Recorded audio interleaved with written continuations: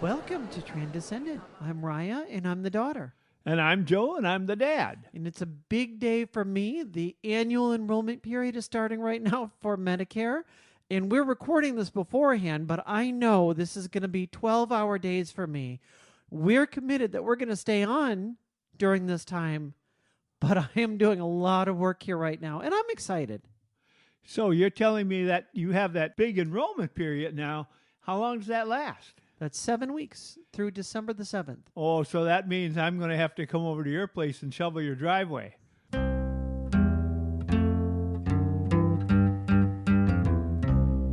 We have Mother Julie Hendrix with us, and Mother Julie is an Episcopal priest. So, Right.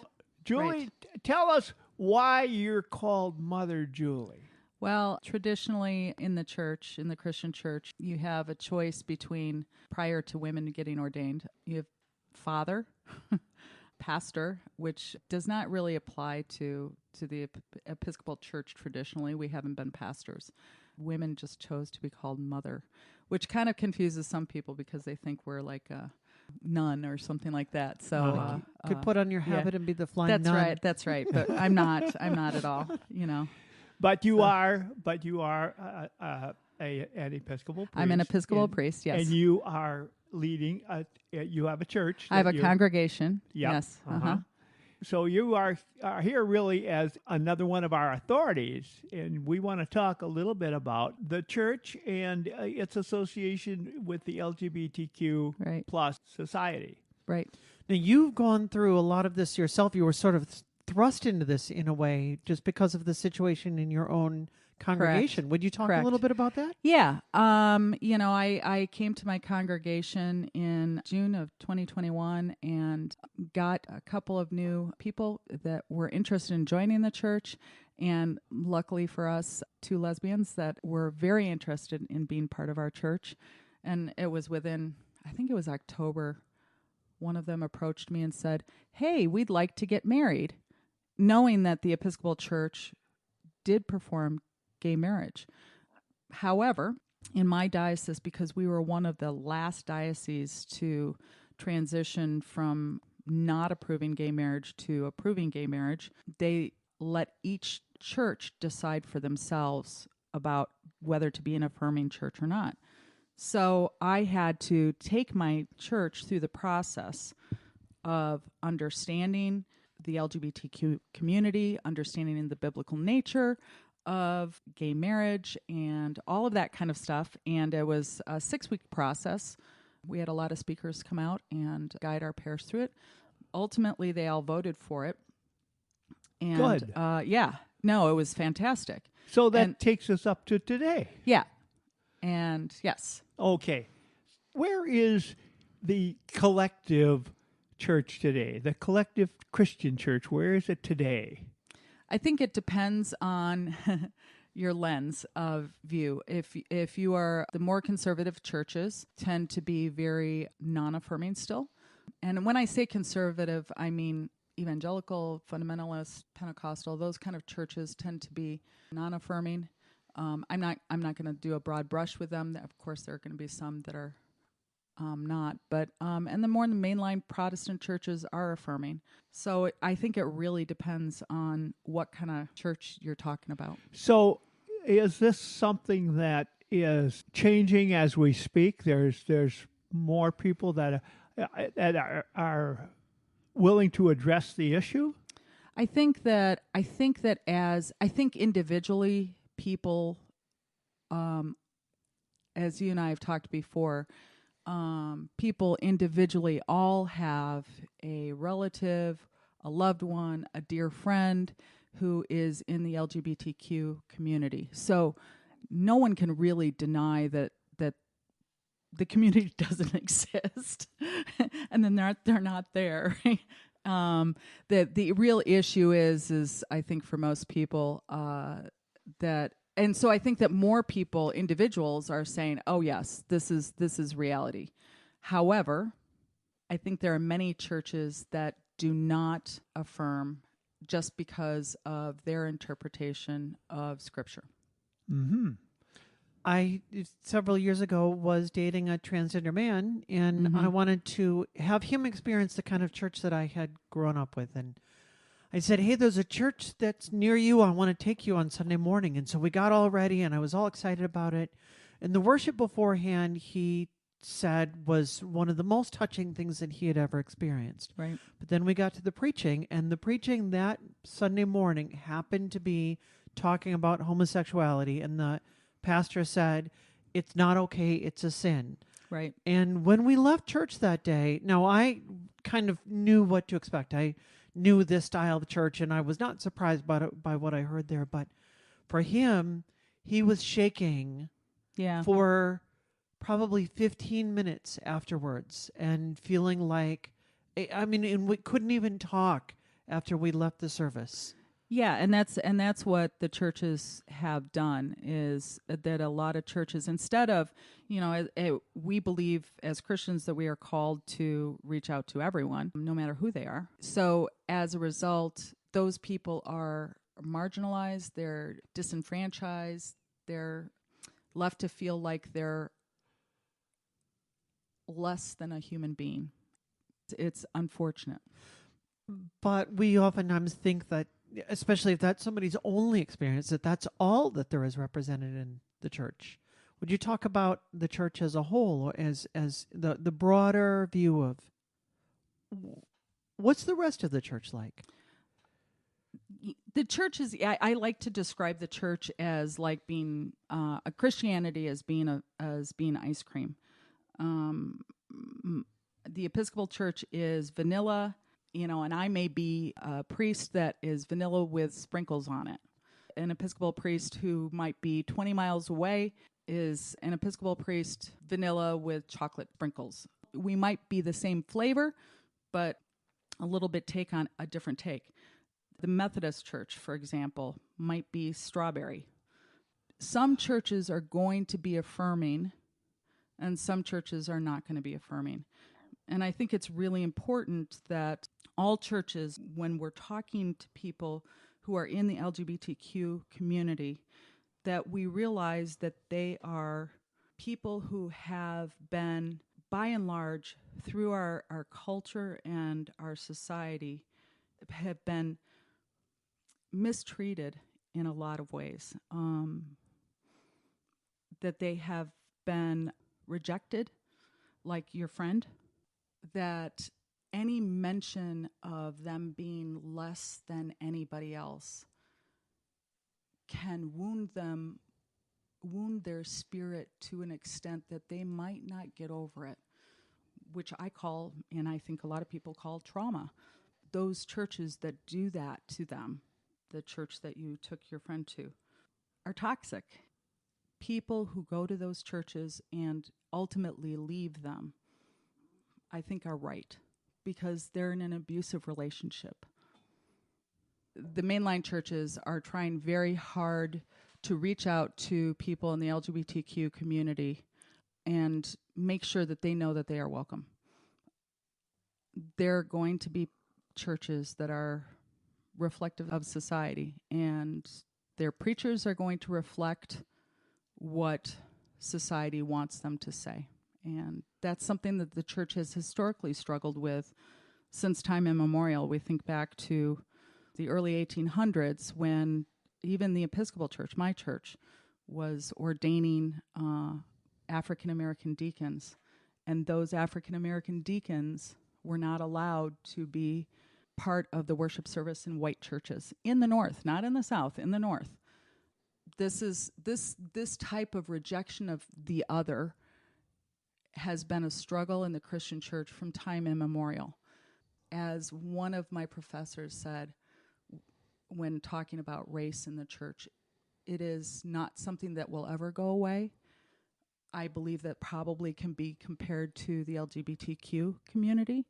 I don't think discrimination will ever go away within the church. I believe that the person who is seeking a Christian community needs to go into a church knowing that there is the possibility of being hurt. In our previous discussion that we had prior to beginning this podcast, you mentioned the word deconstructing. Right. Talk about that.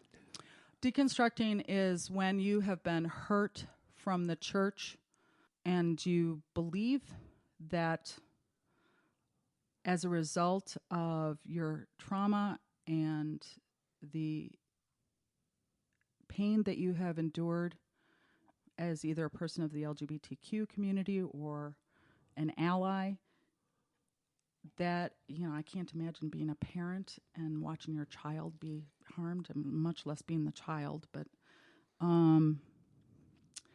you deconstruct because you think that this is what Christianity is. What is that word? It's a newer word that we see, at least for me, online, and for anyone that's online, it's thrown around much more frequently. But if you're not in those spaces or in those communities, that's probably a newer word. Deconstruction means that you no longer, it's not that you that you don't believe in Jesus Christ, but you no longer want to be part of the formal church. And so you stop being whatever denomination you are. If you're a Lutheran, if you're evangelical, if you're what have you, you stop being that and you do your thing yourself if you maintain Christianity. Some people, because they've been so hurt by the church, will leave Christianity altogether and become agnostic. So would you say that deconstruction has some relationship to deconversion? Yeah, it does. In the sense that if you are going to church and you have been told that this is the belief system your entire life. I've been fortunate that I've grown up in a church that has been affirming of all people. But if I went to a church that had very strict limits on, let's just say, let's take sexuality and gender off of the table. Let's just talk about playing cards. There are some churches when I was a kid growing up, you could not play cards. And if you found yourself as a teenager at a party where people were playing cards and you just say, oh, come on, let's play cards. And you're playing cards. And that's a mortal sin to play cards. Some churches also use the same thing about makeup. Right. Makeup, dancing, that kind of thing. Yes. And you over there having fun. Knock it off. Exactly. No, that's exactly it. That's exactly it. Yeah. Forget about, don't kick up your heels too high. So deconstruction, so you've been there's this framework that you believe that gives you a right and a wrong in your life. And that right and wrong has been, you have somehow stepped outside of this little framework. And as a result, you have been, punished either emotionally, verbally, what have you, by your church, maybe even asked to leave your church, I don't know. And you feel you are this mortal, grave sinner for a while. After you realize, after a time, hey, I'm not a mortal grave sinner just for having played cards. This is not a big deal. There is a church also that thinks it shouldn't have instrumentation in the church. Correct. And that came from the early 500s in the Catholic Church before we all split off of the Catholic Church. There is one verse, I believe, somewhere in Psalms. Yeah. But if they're reading Psalm 148, 149, exactly, and you got it. You got celebrate with symbols. Yeah. And that's right. Yes. So they find one verse. That's exactly it. They find the one thing that, that's cherry picking that everybody seems to like to do. And we will be doing a podcast in the future talking about some of the things that people point to that is a reason that they think that the LGBTQ community shouldn't be accepting. Exactly. So and we think differently about that. Oh, yes, that's an understatement. Yeah. But So what about the process of deconstruction? Oftentimes I will see people responding to this, particularly from the church, saying, look at what a bad thing this is. And others are saying, Well, maybe this isn't such a bad thing. Maybe we need to look at this. What are your views on the idea?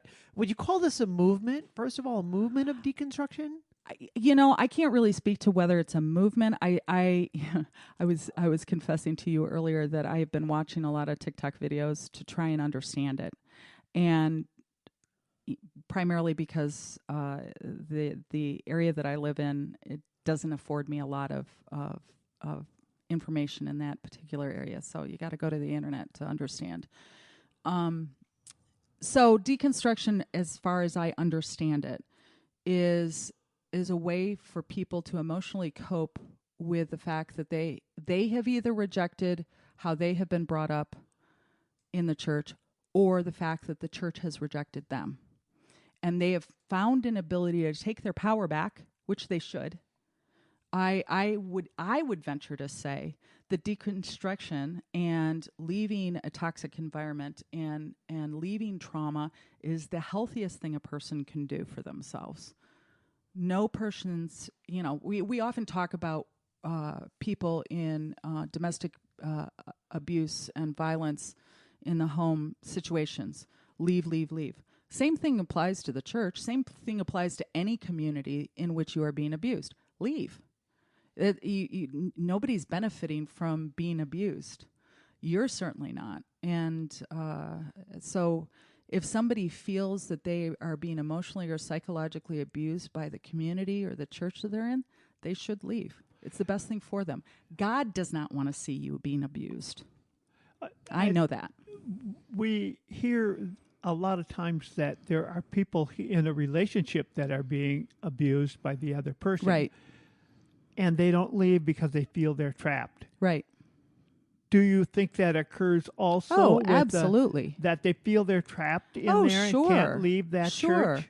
I cannot imagine being in a church that was not affirming of who I was as a person. The thing is that when we present ourselves to communities like the Christian church, and we expect them to be affirming. That's what Christian churches are supposed to do.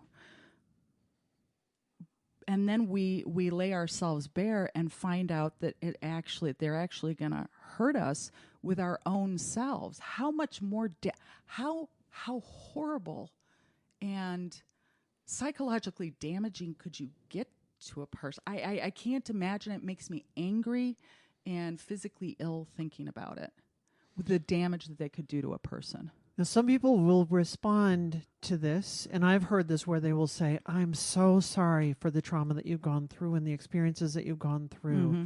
And I completely understand why you feel that you have to deconstruct. But Right. How do you feel about that statement? The but takes away all their trauma, right? I mean, it's like negating what they feel. I would love to say, I am not like that. I want to say, hey, not me, but we all, to an extent, are. I mean, we're human beings. We put our foot in our mouths all the time. I'm a sinner. We're all sinners. And I've been meaning to talk to you about that. But the issue is that when I say, Raya, I'm so sorry that happened to you. I wish it never had. If I could take it away, I would. But, you could come to my church and we wouldn't treat you like that. That just totally takes away everything that you've just told me. That just totally takes away all of your feeling. You've laid open your soul to me and told me this is what has happened to me in my church. This is how they treated me. And instead of being empathetic, I'm coming back to you and saying, but I want to sell you my church. And that's not helpful to anybody. And how would you respond? What would your message be instead? I'm so sorry that should never have happened to you. God loves you. Jesus loves you. I love you. Where do you see the future of the church? Where do you feel like things are headed right now within our community? Church is a reflection of society. And I think that if we look at the broader United States, we're pretty broken right now. And church is just a reflection of that. Some churches are digging in their heels hard. They make their politicians do crazy kind of laws. Just, the anti-medical treatment laws that blow my mind. The way that not talking about the LGBTQ community in schools, taking books out of the library. We could just keep going on and on and on. But we have other churches that are trying to do the right thing.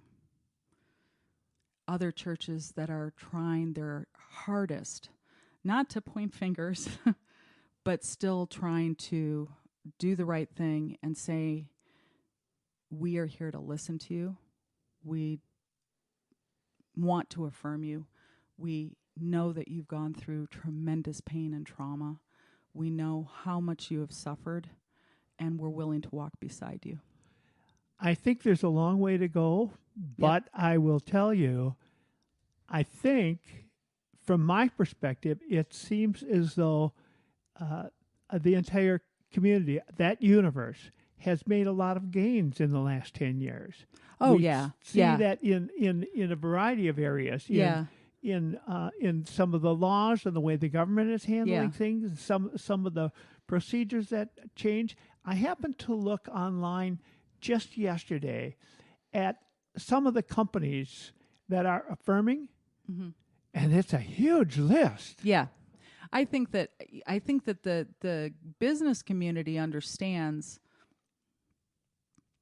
better than our church culture understands. They understand that the LGBTQ community is not going to go away. Just like if we went back to the 1960s civil rights movement era, African Americans were not going to go away. They were not going to go back to Jim Crow laws. The LGBTQ community is not going to go back. We are just going to... The issue before all of us as Americans, whether you're Christian or not, is whether you are going to walk alongside a person in their journey or not. I have a close friend that has been reminding me that we want to look, when you're looking at the glass, that you want to look at it as being half full. Right. Do you feel like when you look at the state of the church right now and where things are going, do you have hope? Do you feel like obviously nothing is going to be perfect? I do. I do have hope because I took my small church. It's an older congregation, kind of set in their ways, which is fine. We like some tradition, and they all went. We all went from a discussion about, is this right for us, to affirming that this is us, which is a very different place to end up in. And I was very, very, very proud of them. You went in not knowing what the church would Absolutely think. not. Absolutely not. And coming in with the priest that had been there before you was not. No, he was not affirming helping. at all. At all. Yeah. So I would say your church is a microcosm of the church as a whole. I'm hoping so. This is my hope and my prayer, is that people who actually take a moment to step back and think about their friends, their family, their friends' families, who are all part of the LGBTQ community. As you and I were discussing earlier, Yes. there's nobody that I know that's not touched by this. They just don't know it. They just, either they don't know it or they don't want to admit it. It's one of the two, right? Yeah. They'll often say to me, "Well, that's interesting that you're doing this podcast, but I don't know anybody like that." Yeah, no, and Yes, I they know. do. Yes, everybody does. Yeah. So once you realize that, and once you realize your friends, have sons and daughters who are all touched by this, you start to say, "Wow, if I were in their shoes." And I've got to help my friends, and I got to support my friends. Slowly. It's not going to be overnight, but slowly, slowly. But there's reason for optimism. Oh, I'm optimistic. I'm very optimistic. That's great. That's wonderful to hear. That's good. And that's what we want. We are trying to come together as a voice of positivity as we start our week. We want to remember that there are reasons to see that glass as half full as we go forth and as we promote positive relationships in our lives, as we work to make everyone around us more positive. And if you want to fill that half full glass up a little more, we'll see you again Monday morning.